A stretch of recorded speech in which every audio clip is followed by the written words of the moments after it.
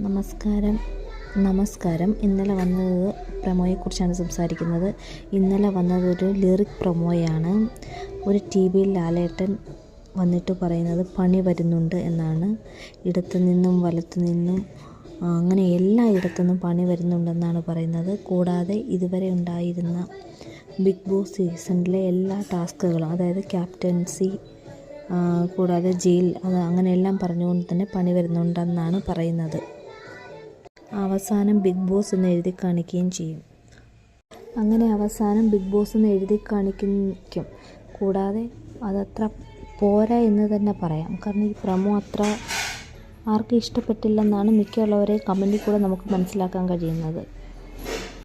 എന്താ ഈ പ്രമോയെക്കുറിച്ച് പറയുക എന്ന് വെച്ചാൽ, ലാലേട്ടൻ്റെ കുറേ തഗ് അങ്ങനെ എന്തോ ഇത് കാണുമ്പോൾ നമുക്കൊരു ഇൻട്രസ്റ്റും ഫീൽ ചെയ്യാറില്ല. പിന്നീട് ലാലേട്ടനായതുകൊണ്ട് ബിഗ് ബോസ് പ്രമോ എന്ന രീതിയിൽ നമുക്ക് കാണാം. പക്ഷേ ബിഗ് ബോസ് പ്രമോ എന്നുള്ള രീതിയിൽ ഇത് ആപ്റ്റ് അല്ലായിരുന്നു.